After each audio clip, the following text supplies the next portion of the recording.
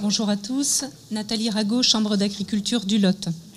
Donc nous avons réalisé en fin 2014, dernier trimestre 2014 et premier trimestre 2015, pendant l'année blanche du réseau de référence, cette étude pour continuer à travailler sur la filière équine avec des collègues donc, des chambres d'agriculture de Midi-Pyrénées. Nous avons donc sollicité des centres équestres sur la base du volontariat et nous avons conduit cette étude avec 25 centres équestres répartis sur les départements que vous voyez. Ces 25 établissements étaient plutôt en milieu rural et avec de la pension associée à l'activité de centre équestre dans 8 cas sur 10. La dimension des établissements étudiés, 3/4 de ces établissements avaient moins de 120 clients réguliers. Vous voyez la répartition, à peu près un tiers à moins de 100, un tiers de 100 à 120 et un tiers à plus de 120. Donc des établissements de relative petite taille. Concernant la main-d'œuvre, elle était très variable puisque ça allait là, chaque bâton représente une entreprise, représente un centre équestre. Donc ça allait de 0,5 ETP à 5,2 ETP. 3 clubs sur 4 faisaient appel à du salariat. Et quand il y avait activité salariée, la part de cette activité était au moins aussi importante que celle de l'exploitant. Concernant les surfaces, un tiers du groupe avait moins de 10 hectares, un tiers entre 10 et 20 hectares et un tiers des établissements avait plus de 20 hectares. Mais dans tous les cas, la quasi-totalité de la SAU était consacrée à la surface fourragère équine, à quelques exceptions près où il y avait des grandes cultures. Concernant les équidés présents, la cavalerie était la plupart du temps mixte, c'est-à-dire à la fois des poneys et des chevaux, des effectifs très variables avec une moyenne de notre échantillon de 23 équidés, mais qui oscillait de 9 à 43 équidés. Donc la quasi-totalité des clubs avait également une activité de pension que vous voyez matérialisée avec l'effectif pension matérialisé par un petit point. Le nombre d'équidés par UMO total, pour avoir un indicateur sur la productivité de la main-d'œuvre, était assez variable puisque ça allait de 7 à 30 équidés par UMO présent, avec un centre de l'échantillon aux alentours de 15.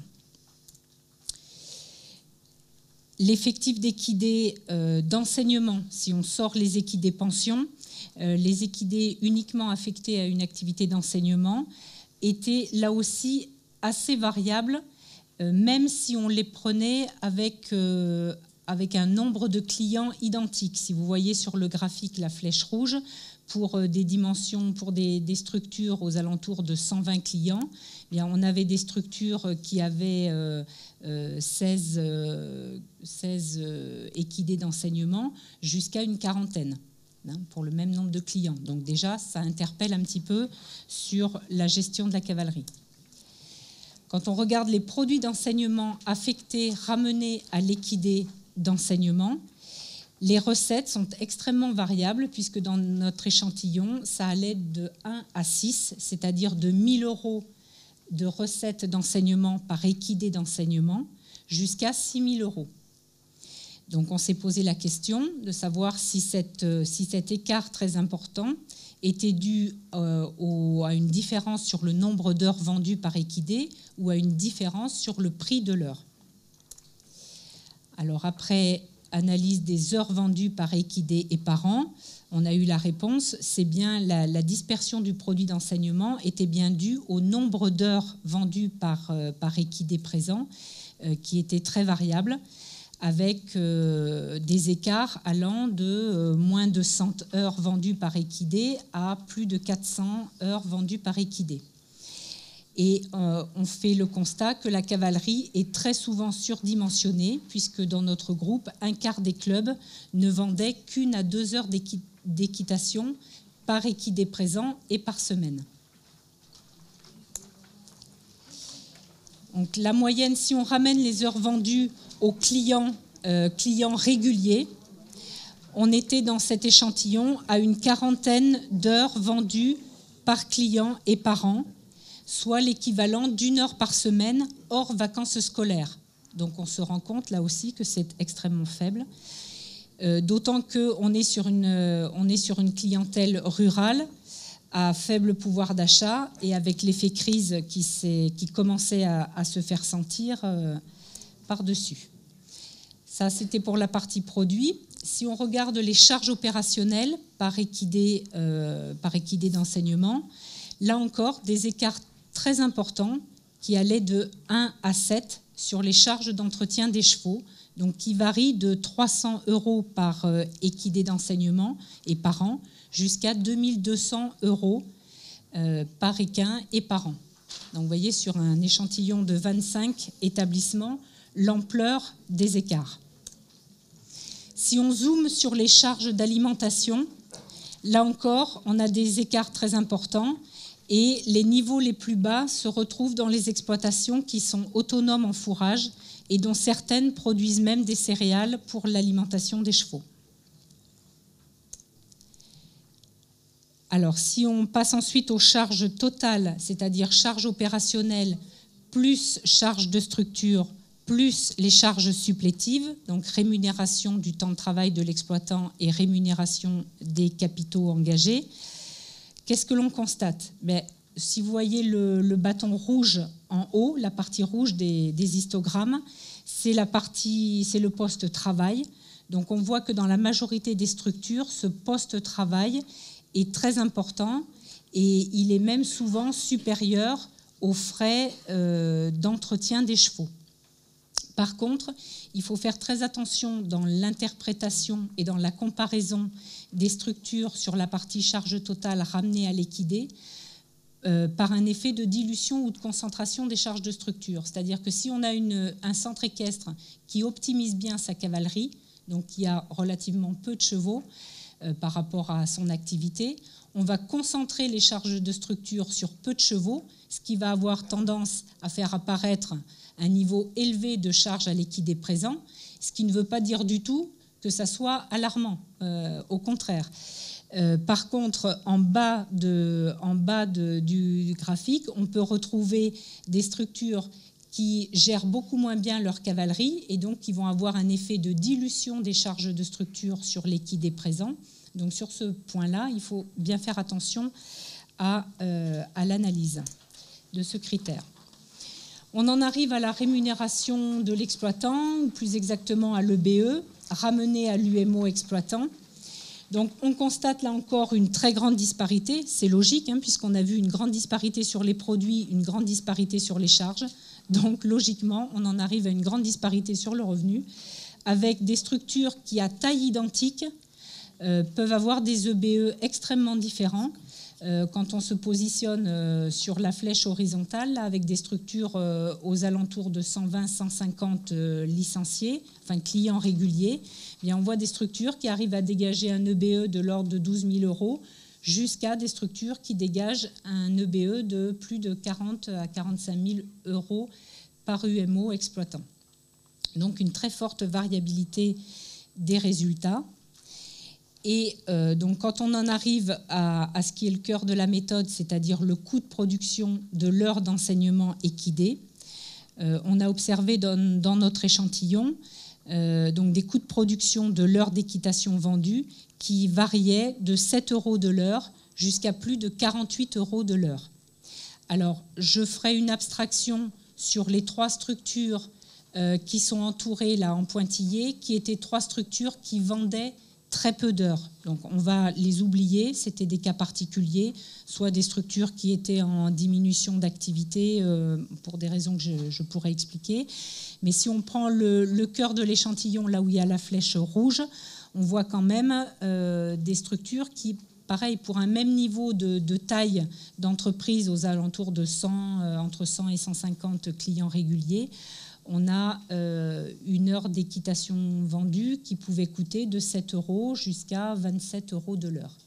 Il est bien évident que la sécurité ne sera pas la même si on est positionné à 7 € de l'heure de coût de production ou si on est à 27 €. Et ça s'illustre par le graphique suivant, c'est-à-dire le bénéfice restant par heure d'équitation vendue. Alors, ce que l'on observe, c'est que vous avez les 25 entreprises qui étaient classées par ordre croissant de coûts de production. On observe entre 7 et 20 euros de l'heure de coût de production, on a la plupart des exploitations qui arrivaient à dégager un bénéfice, c'est-à-dire que le prix de l'heure vendue était supérieur au prix de revient. Et quand on dépasse les 20 euros dans notre échantillon, il n'y avait quasiment plus aucune structure qui arrivait à dégager du bénéfice. Ce qui veut dire à ce moment-là que la main-d'œuvre de l'exploitant n'était pas rémunérée à hauteur d'un SMIC, voire même pas rémunérée du tout dans certains cas. Alors ensuite, pour illustrer un peu le propos et voir le rôle de conseil que l'on peut apporter dans les entreprises, puisque le cœur de la méthode, c'est quand même ça, c'est hormis le constat et les chiffres, c'est comment on peut aider une entreprise à améliorer son revenu. Et c'est là notre rôle de conseiller, c'est d'aider l'exploitant à trouver des solutions et des marges de progrès pour conforter ou améliorer son revenu. Donc, je vous ai illustré trois profils de structures différents. Alors, avec un petit organigramme, je n'ai pas de petit pointeur, mais je vais me lever. Vous avez ici deux... Ça marche plus. Je prends le micro, une vraie bête de scène. Donc on a essayé d'illustrer des profils d'exploitation en choisissant quelques indicateurs qui pouvaient illustrer le plus des points forts ou des points faibles caractéristiques d'une entreprise, qui nous permettent de porter un diagnostic assez rapide, parce que le but, ce n'est pas de se noyer sous les chiffres, mais c'est d'arriver à pointer du doigt quelques indicateurs pertinents qui nous permettent tout de suite de flécher où sont les marges de progrès de l'entreprise. Dans ces indicateurs pertinents, on peut en avoir deux qui sont la productivité de la main-d'œuvre, au travers de deux indicateurs, le nombre de clients par unité de main-d'œuvre du centre équestre et le nombre d'équidés totaux gérés par unité de main-d'œuvre du centre équestre. Ça, c'est ce que j'appelle la productivité de la main-d'œuvre.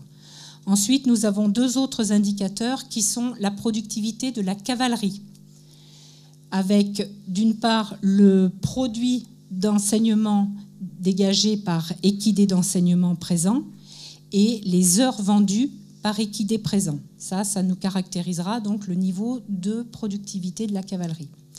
Ensuite, deux postes de charge, les charges opérationnelles par équidé d'enseignement et le coût de production de l'heure d'équitation vendue.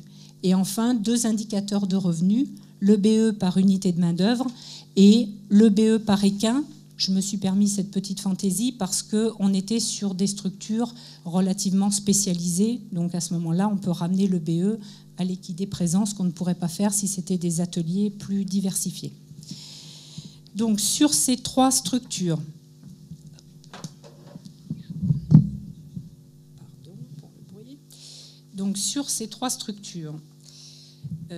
on va voir des profils très différents. Une première exploitation, la numéro 4. Alors, je vais vous illustrer un petit peu les profils pour que vous imaginiez un petit peu le parcours derrière. L'exploitation numéro 4, c'est un exploitant qui est seul, donc moniteur, palefrenier, gestionnaire de la clientèle. Monsieur fait tout, absolument tout seul. Il a une centaine de licenciés sur sa structure et il gère 30 équidés. Une petite spécialité, une horseball et un peu de pension débourrage de chevaux. La deuxième structure, la numéro 12, c'est complètement à l'opposé. On a deux associés, deux monitrices qui sont associées dans une EARL et avec un salarié, une salariée à mi-temps. Au final, 3 personnes qui sont toutes polyvalentes.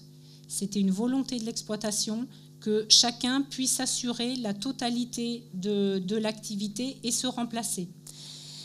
Donc 3 personnes très polyvalentes, 120 licenciés et uniquement 16 équidés, profil double poney, géré en plein air intégral. Donc on le verra, ça aura son importance. Et la troisième structure, la numéro 13, c'est une exploitante avec 2 salariés à temps partiel pour assurer la partie enseignement, 114 licenciés, 23 équidés et une orientation plutôt dressage avec une partie de cours particuliers. Et pas de pension. Pour compléter ce profil, l'exploitation numéro 4, c'était une exploitation qui, il y a 10 ans, marchait très bien, dégageait un revenu confortable à cet exploitant. Et puis, il y a eu il y a eu énormément de concurrence qui s'est installée dans son bassin de chalandise, 4 centres équestres qui se sont petit à petit installés et qui ont grignoté ses parts de marché et sa clientèle. Il avait une salariée qui est partie et il voit en clair, il voit son fonds de commerce diminuer d'année en année.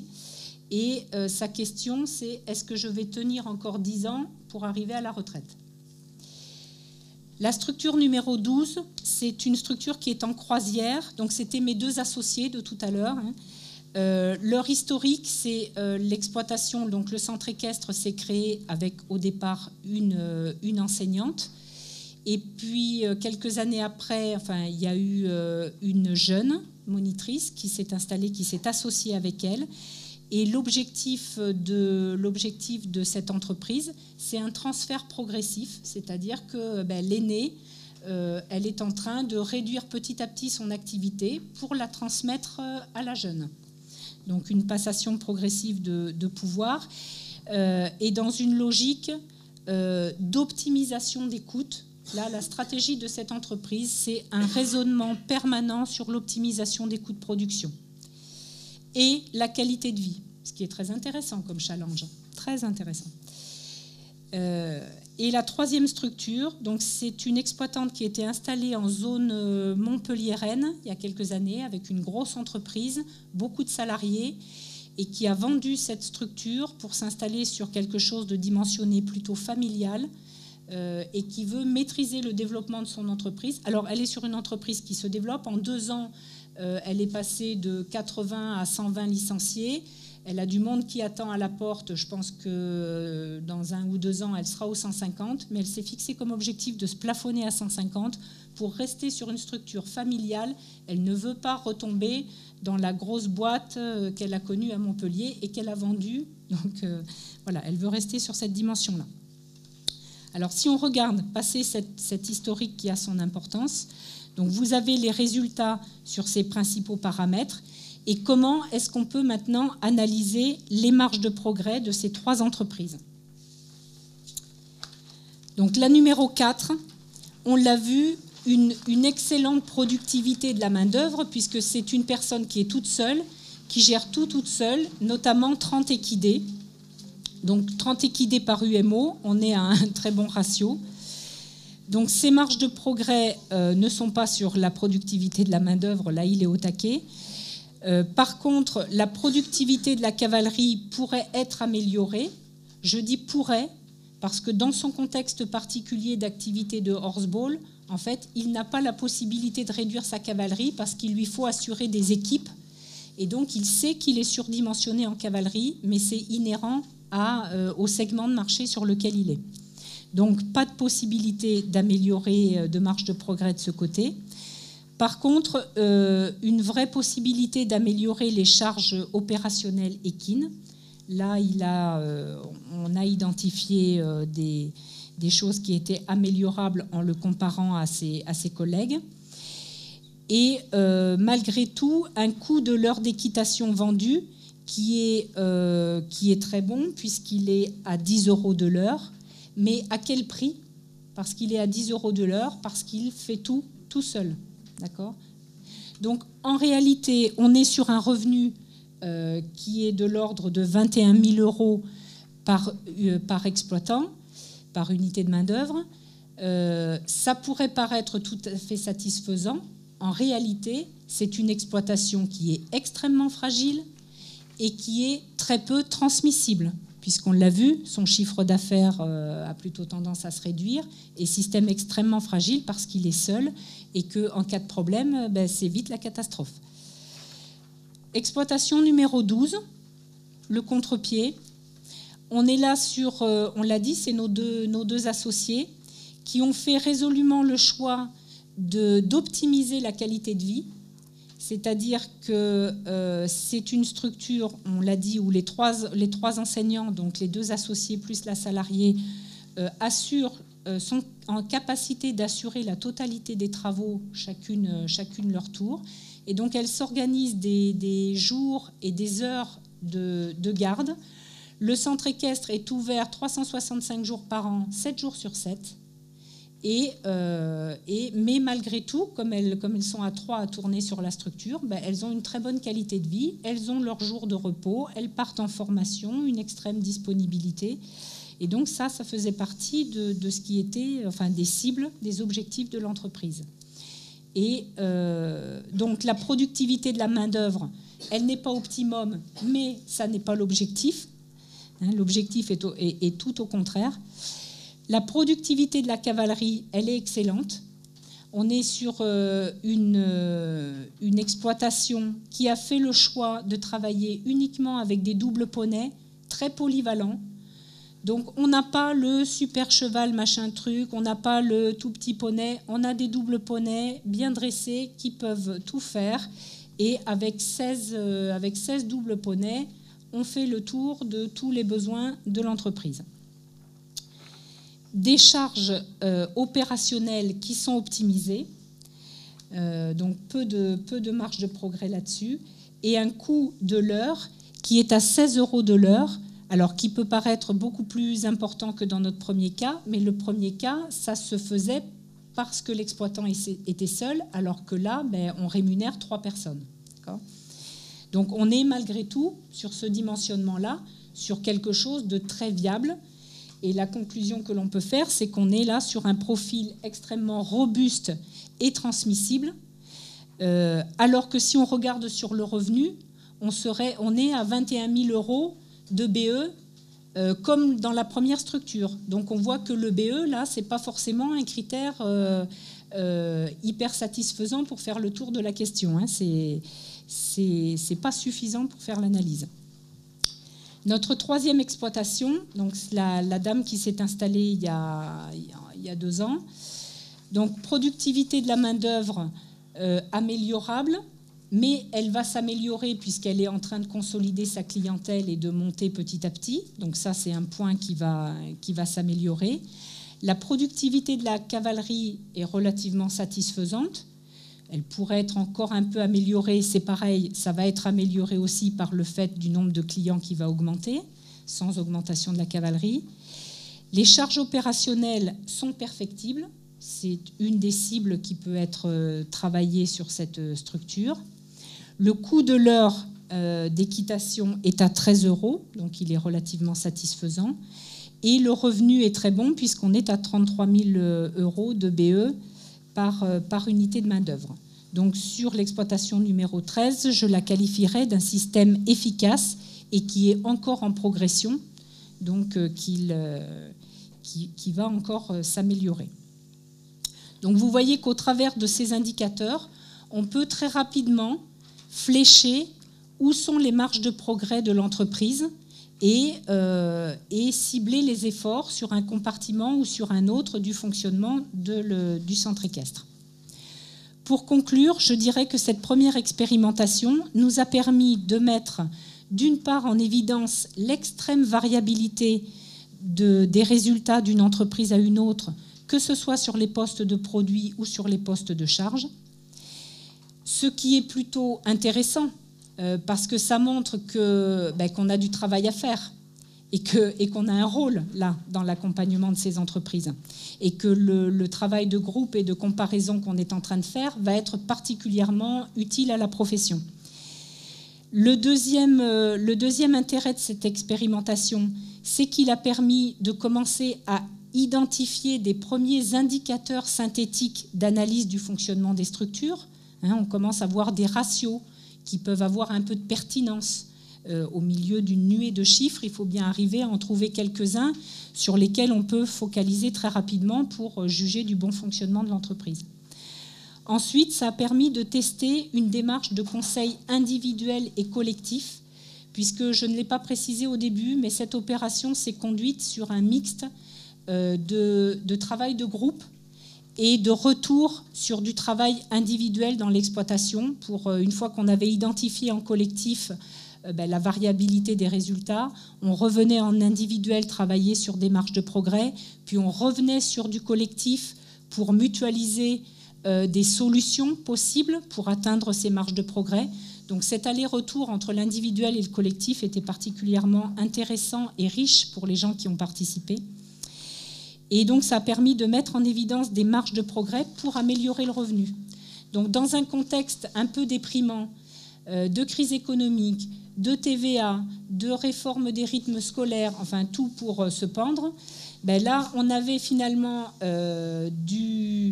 du baume au cœur à apporter aux exploitants en leur disant mais regardez, tout n'est pas perdu. Quand on a un tel différentiel sur des structures à peu près similaires, qui font le même métier, qui ont le même dimensionnement, qui sont situées dans les mêmes zones rurales, et qu'on voit des tels écarts de produits et de charges, eh bien les gars, il y a du travail, on se retrousse les manches, et puis tous ensemble, on va y arriver, on va trouver des solutions. Par contre, pour nous, conseilleurs, il y a encore un petit peu de boulot. D'une part pour poursuivre le déploiement de l'outil, puisque cet outil et cette méthode doivent encore être consolidés, et c'est la multiplication de la mise en situation qui va permettre de consolider la méthode. On doit aussi, comme vous l'a dit Sophie tout à l'heure, on doit aussi fixer des bornes à nos critères repères. Parce que, bon, pour l'instant, la seule chose qu'on a dit, c'est qu'il y en a qui sont en bas d'une échelle, il y en a qui sont en haut d'une échelle, mais par rapport à 25. Si on en met 40, 50, 100, est-ce que notre disparité va rester la même? Est-ce qu'elle va encore s'éclater? On ne le sait pas. Ça, c'est la multiplication des cas qui va nous permettre de déterminer où sont les marges d'optimisation de chaque critère. Ensuite, l'intérêt, c'est que ça va nous permettre d'identifier des systèmes performants. Ce que l'on va chercher, c'est des systèmes qui marchent bien pour aller voir comment ils font pour bien marcher. C'est le but aussi des réseaux, c'est d'identifier des optimisations de fonctionnement pour aller chercher un petit peu les solutions et les transférer à d'autres. Enfin, on l'a dit tout à l'heure aussi, un de nos gros problèmes, c'est d'arriver à sensibiliser les professionnels de la filière à la nécessité de ce type d'approche. Parce que autant une fois qu'ils sont rentrés dedans, ils sont les premiers à nous dire l'année prochaine, tu reviens me le faire, parce que j'ai vraiment envie qu'on continue à travailler. Autant pour les faire rentrer la première fois dans la démarche, c'est pas simple. Donc on a un vrai effort à faire pour démontrer de l'intérêt de cette méthode. Et enfin, je dirais, mais ça c'est mon petit côté agricole, je dirais qu'il ne faut pas oublier que dans toutes les autres filières agricoles, on a fait connaître l'intérêt de l'accompagnement technique par des financements qui sont venus au départ alléger le coût réel de cet appui technique. Dans toutes les filières, les interprofessions ont eu l'intelligence de mobiliser des fonds pour engager de l'appui technique auprès des professionnels de la filière. Et puis, en 10 ans, en 20 ans, eh bien, ça va en diminuant. Au fur et à mesure que l'appui technique a démontré de son efficacité et de son intérêt, eh bien, quand cette efficacité et cet intérêt est connu des professionnels, on peut diminuer l'accompagnement de financement et les professionnels payent d'eux-mêmes parce qu'ils en ont compris l'efficacité et ils ont compris que c'était quelque chose qui ne coûtait pas cher, au contraire, que c'était quelque chose qui rapportait dans leur fonctionnement. Il faudrait que la filière équine ait cette intelligence, c'est de mobiliser des moyens et qui là seraient utiles à l'ensemble de la profession pour contribuer au lancement de l'appui technique en mettant des moyens pour diminuer le coût, ce qui permettrait de faire connaître l'intérêt de l'accompagnement technique à des professionnels qui, pour l'instant, étant en pleine crise, n'auraient pas les moyens, auront difficilement les moyens d'adhérer à quelque chose qu'ils ne connaissent pas, dont ils ne mesurent pas l'intérêt et dont ils doivent assumer la totalité du coût. Je vous remercie.